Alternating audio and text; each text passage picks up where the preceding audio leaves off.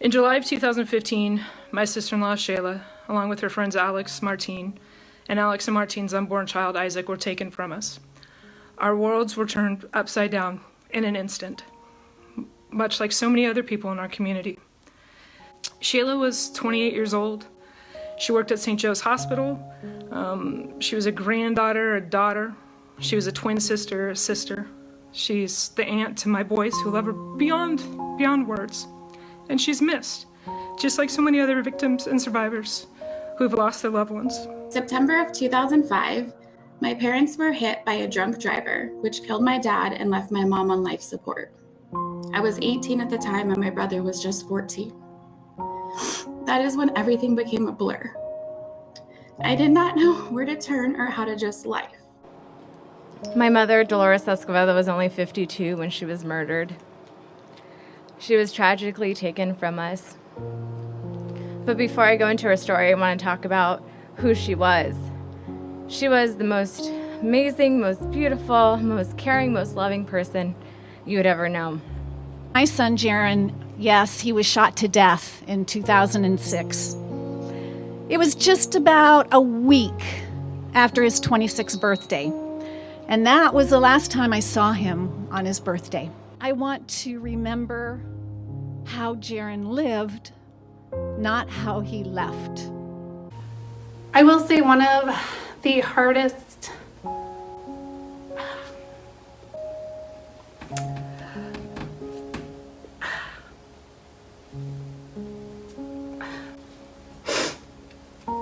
things I've gone through as a survivor is the guilt.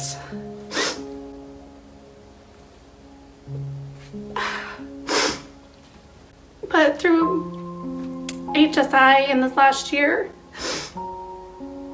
I've really,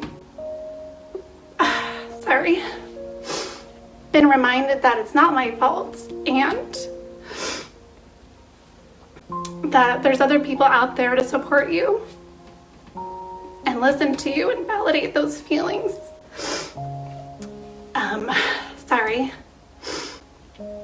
I've been really blessed to be connected with HSI through the journey that's ahead.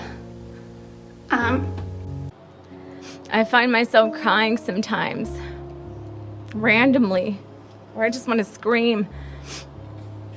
And I try not to because I have daughters at home where I don't want them to be afraid or worried. And there are times where my kids are doing something adorable or naughty, and she would be the person I would call to tell her about it. And a whole year after she was murdered, I would still call her phone until somebody told me to stop calling her. But the point is that it never feels real.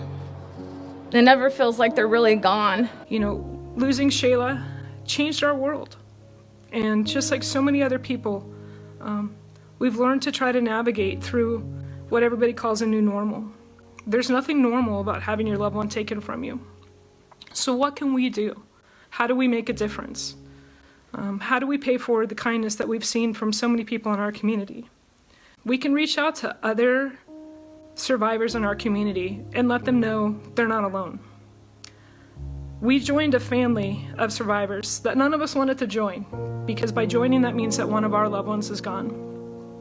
But we're here now, and we are stronger together, and we can make a difference. We continue to show and love our support for our loved ones that are gone. We make sure that their voices are never, ever silenced. I know in my heart that my healing has to do with my faith, God, the love of my family, and friends. And I want you all to know that you're not alone. We're all surviving together. To our angels, my dad Scott, Shayla, Carrie, and Michael, and all the loved ones we have lost to an act of violence. May you continue to rest peacefully and look over us always and forever.